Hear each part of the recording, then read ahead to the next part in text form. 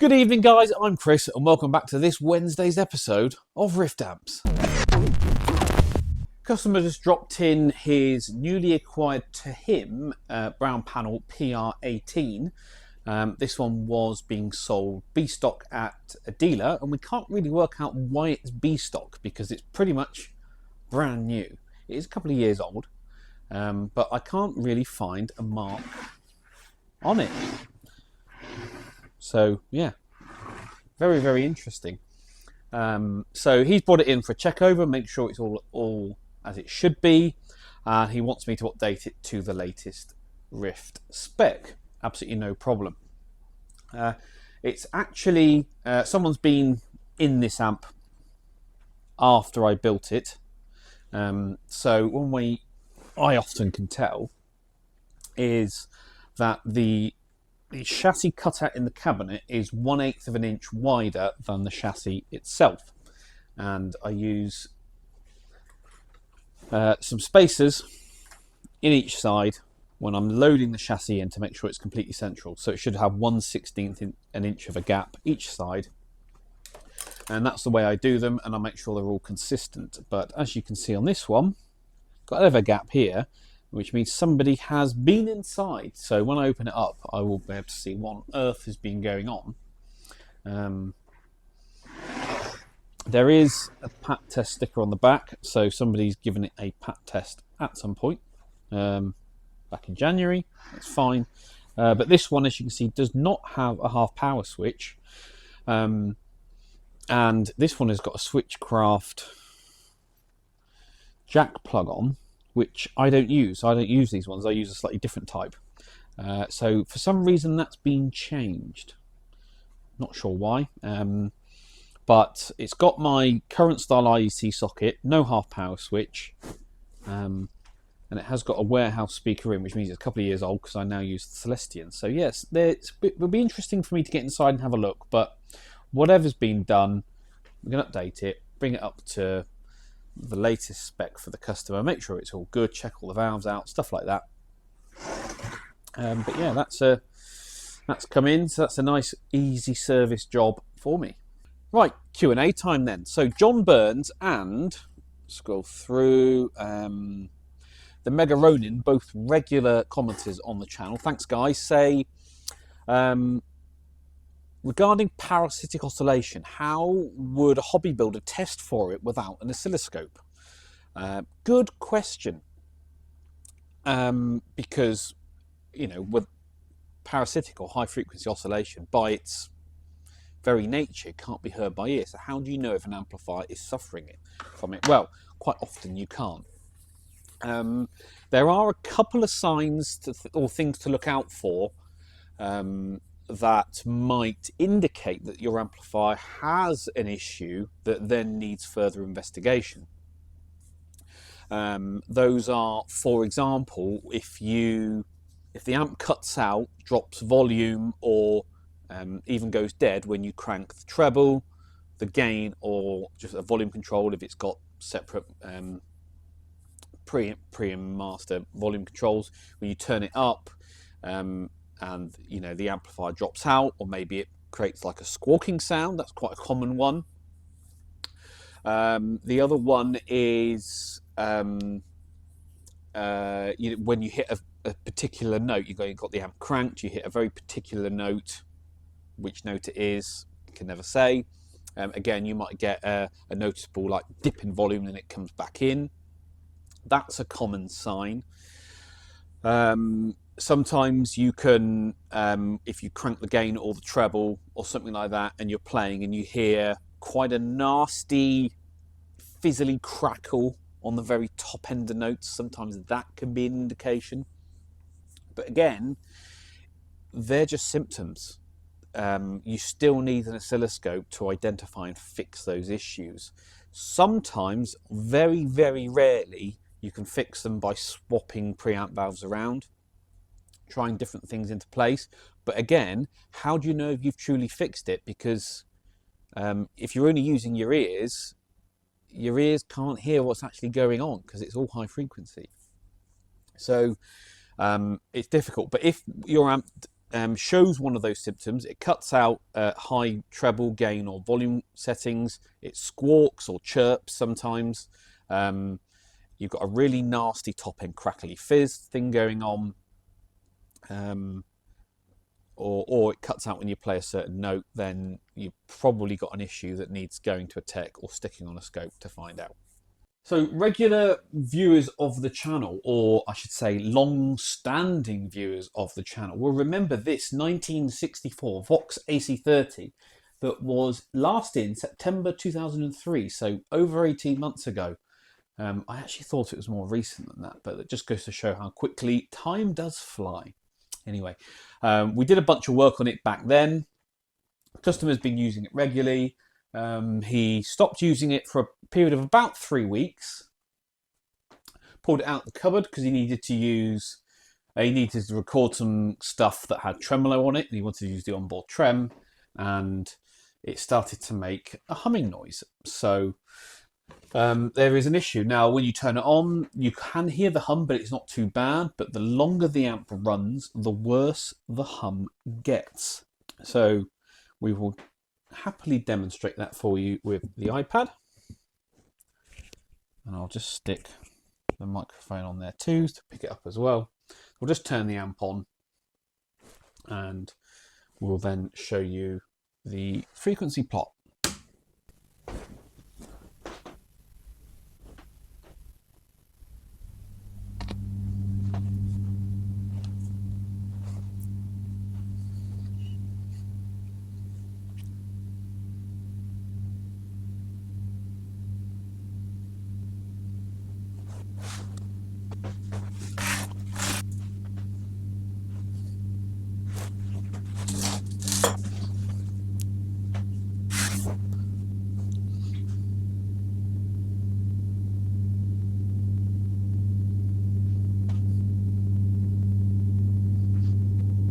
So as you could hopefully see on the display there, over a short period of time, just a minute or so, that hum was getting louder. You saw that decibel figure. 94 hertz it measured at, but yeah, about 100 hertz, double mains frequency. Getting a lot louder as we went on with time. So two suspects in that case. Either we're looking at filter caps, which were done last time it was in, as far as I remember, or we're looking at output valves. So they're the two primary suspects, but of course we still need to diagnose this thing properly, give it a visual inspection, have a look inside, see if there's anything obvious, and take it from there. Matthew Lyon says, "Hi Chris, have you seen Dr. Z's deep dive on his new Z40 amp, where he goes through the circuit? Is there anything that strikes you as unique or interesting in this or other Z designs and construction?" I haven't watched the video in detail. I had a quick skim through, and fair play to Dr. Z for going through an amp like that and showing off what it does in all the detail. Brilliant, love that. Big fan of people being open and honest about what they're doing and how it all works. So yeah, I mean, round of applause for that. Love that. Is there anything that strikes you as unique or interesting in this, in the designs and construction? Generally, I'm a fan of Dr. Z stuff. There is a discontinued model, the Galaxy, that I have in every couple of years that I look after. But the Z-Rec is one of my favourite amps of all time. I think that thing is absolutely brilliant. The first time I heard one online, I thought, that sounds killer. Big fan of that. And then I heard one in person, and it just had everything you'd want from a proper valve amp. Yeah, brilliant. It just did everything. So yeah, big fan of that. I love the way they're constructed. Not the way I design, not the way I choose to build amps. But again, it's nothing wrong with that. It's just preference. He does it one way, I do it my way. But yeah, they're great. They seem to be reliable. He's always open and honest about how much things cost. And I think he says for every dollar he spends, it's $3.5 or $4 that the consumer ends up paying. The way these amplifiers are built and manufacturing costs and all that kind of stuff. He's always open and honest about it, which I love. Yeah, there's always a good brand for me. I like them. I've never seen anything in them where I've gone, oh, that's not good at all. They all seem to be well built. You know, reasonably priced. They're not too cheap, they're not too expensive, they are appropriate for what they are, which is a good thing. And based on that video, as you can see, he's open and honest about what he's doing. He's not trying to scam people or you know, pull the wool over people's eyes. He's doing it right. So yeah, fair play, big fan. I will watch that video in more detail. But if there was the only things I try and point out, as most of you know by now, is things that are unsafe and dangerous. And if there's something that's not good, I try and find the positive in that and say, well, you know, it's a good attempt, but this is how it could be done better. What I don't like, and I've moaned about this before, a lot of YouTube techs seem to just spend all the video just ripping stuff apart and slating it for their own personal gain and their own YouTube views, which I don't like. There's better ways to do this. Everyone can be better. So yeah, but I mean, I certainly wouldn't want to go through and go through stuff. You know, as you saw, I did with the doctors. You know, the hook amp. I was going to say Doctor Hook amp then. The hook amp. You know, there's some really interesting and novel ideas in that amp. It was just the manufacturing of it, but the circuit design was brilliant.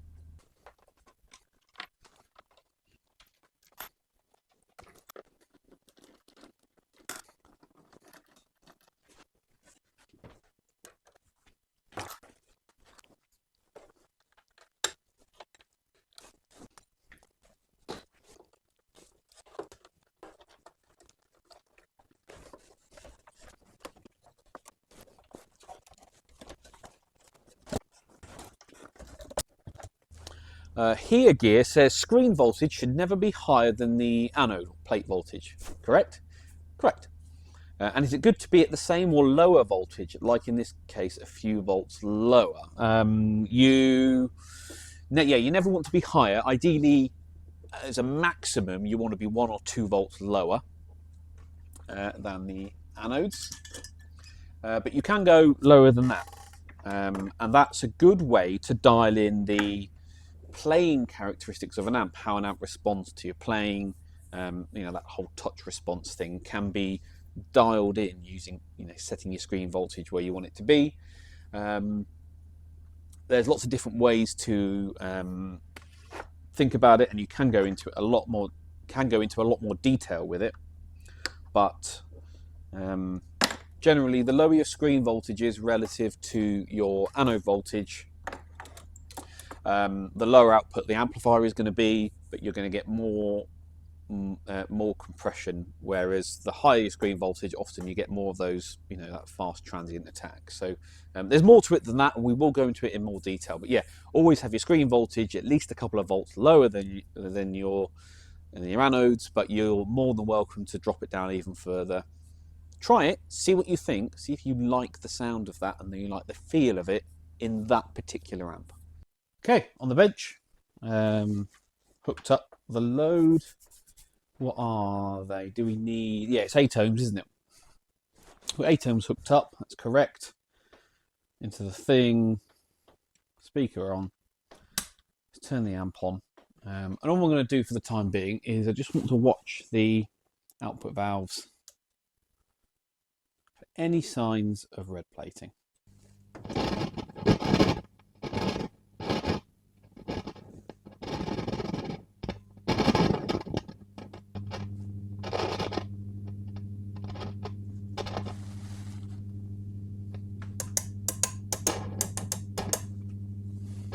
So these two sockets are definitely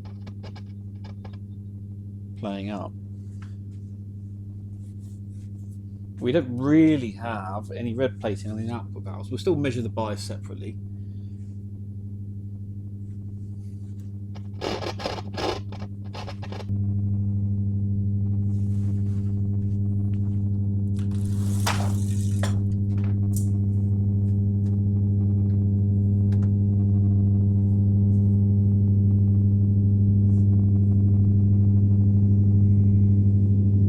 See it? That's the red plating right there.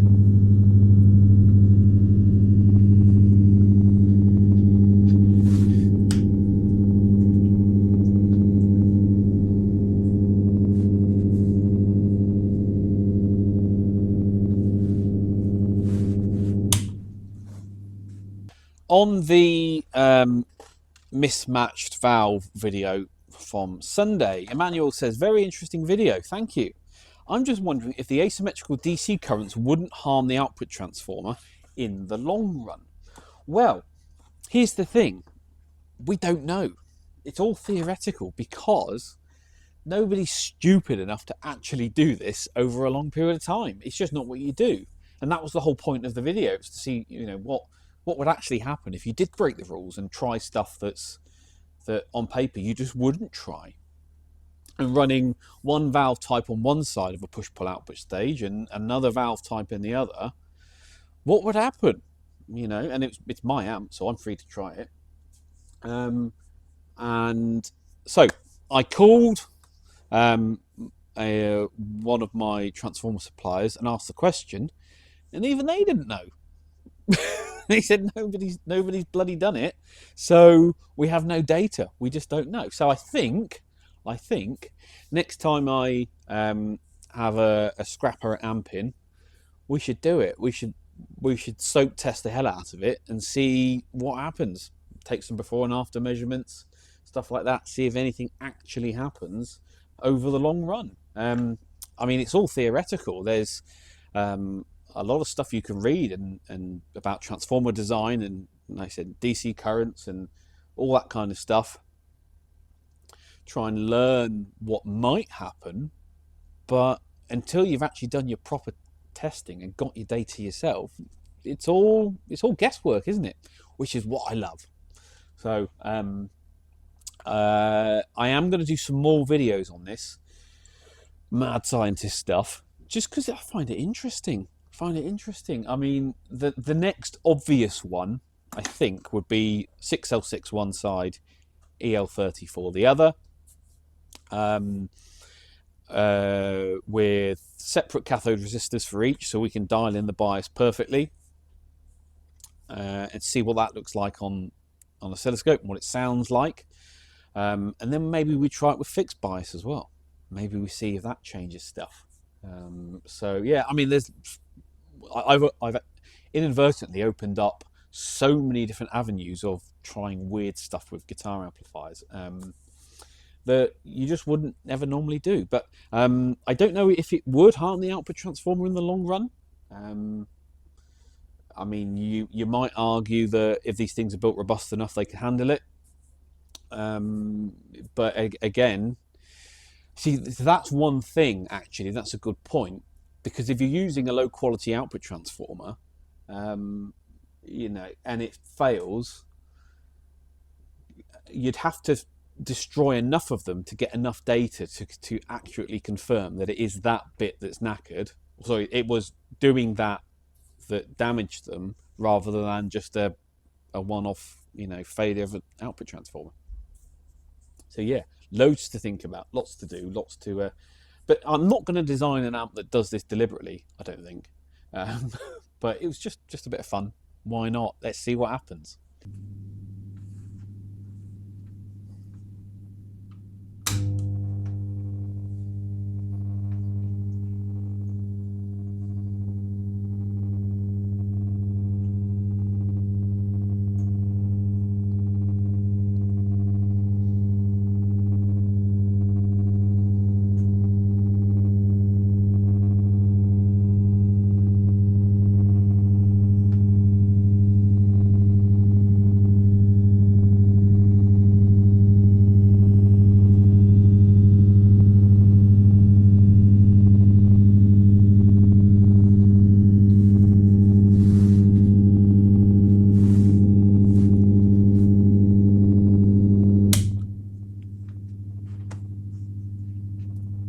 There you go then, red plating.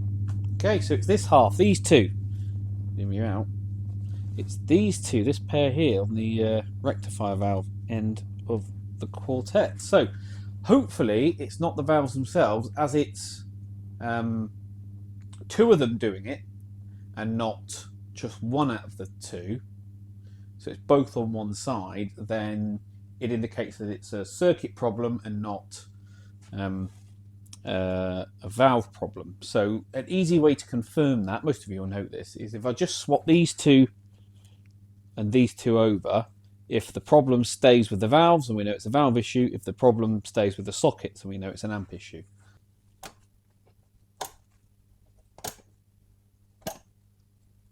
God, they're hot.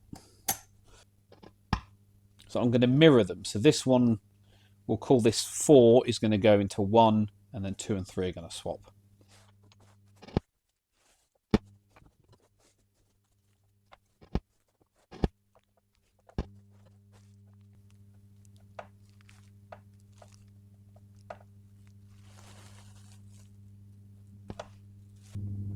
Am I imagining that that one is starting to red plate? I can see it on the camera, but I can't see it in real life. I would say so, wouldn't you? You can't see that with your eye. That patch of red on this valve here. I can't see it. I can only see it through camera. That is fascinating. But these two aren't red plating at all. So maybe it is the valves. Let me just pull this one.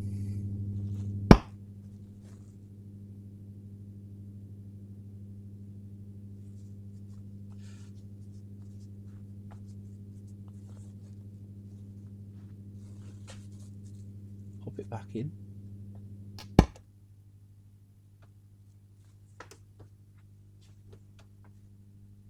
Hum level dropped. Now it's coming back. Is this one red plating? Maybe ever so slightly. Fascinating. Okay. We'll pull that one again. We'll pull this one. And the hum's gone in completely.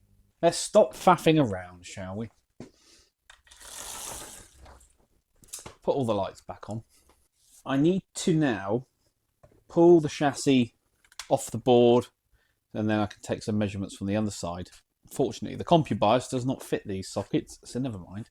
I'll test the valves on my tester, see if we can work out what's going on. But I think we've got a valve issue rather than a circuit issue, but let's be 100% sure before we call it.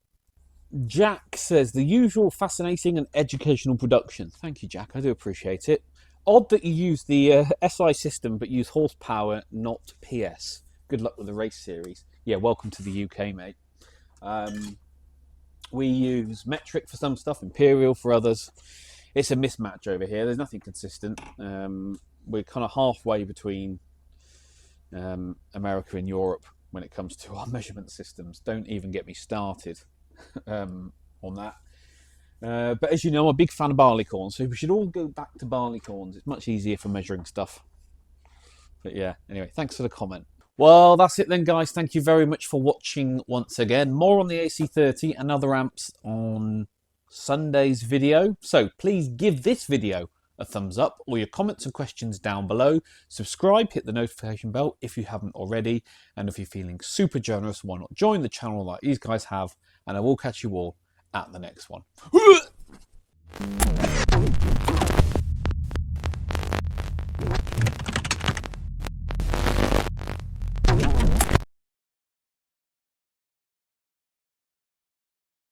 Lots of you seem to really enjoy the dyno test footage from Sunday's video.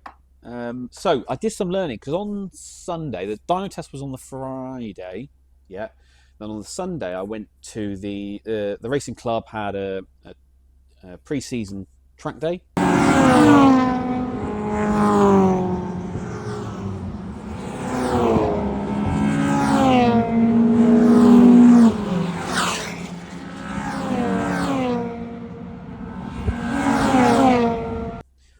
I went along to present my dyno sheet to the club and say, what do we want to do?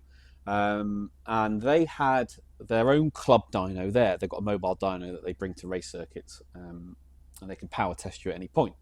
So the dyno was there, the competition secretary was there, and the guy who was running the dyno there is also the calibration guy for all of those dynos in the UK.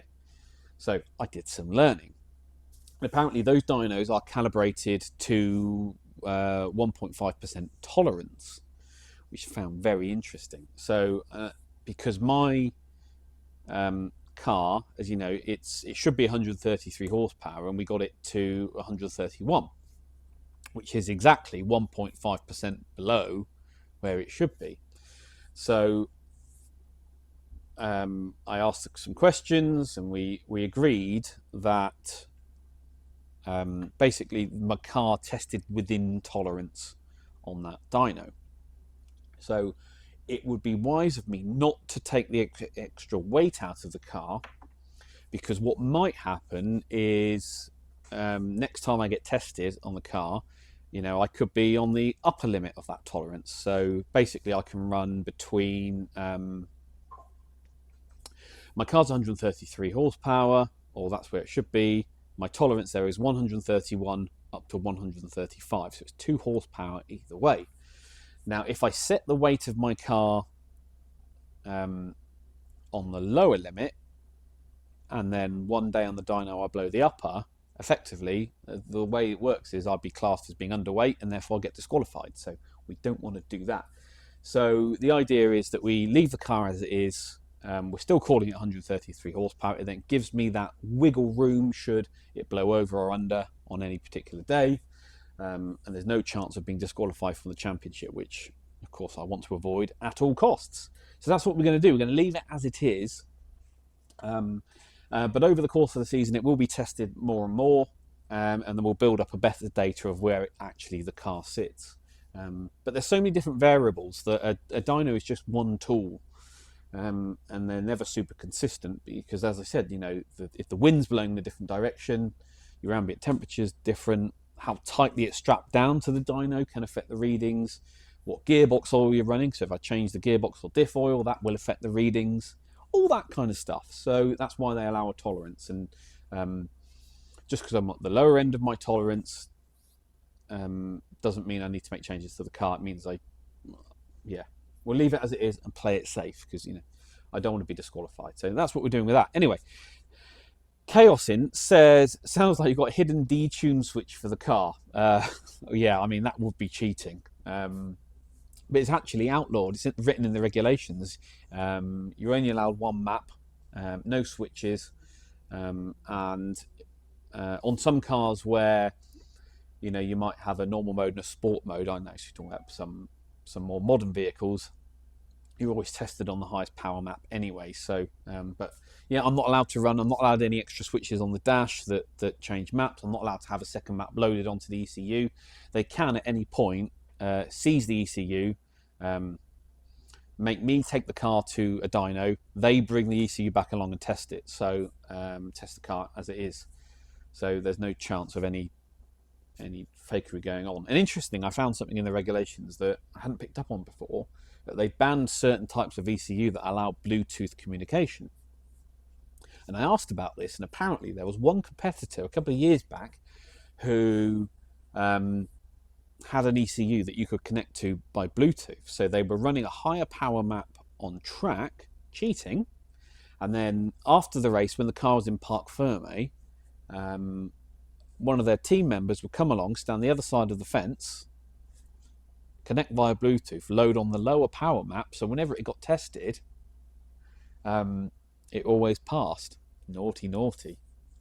Another thing, apparently, that we discovered is that turbo cars, which aren't allowed in my class, but in the higher power classes, they are allowed.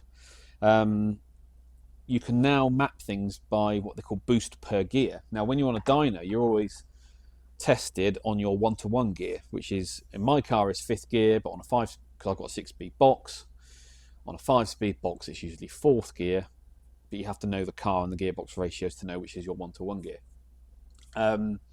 But what you can do on turbo cars with aftermarket ECUs is have different levels of turbo boost depending what gear you're in. So these guys were having super high power in all the other gears, but in their 1-to-1 gear, the one that they'd be dyno tested on, it would be under. Yeah, so basically, if there's a grey area, people in racing are going to try and exploit it. So yeah, that's been outlawed as well. But there you go. Interesting. Thanks for watching.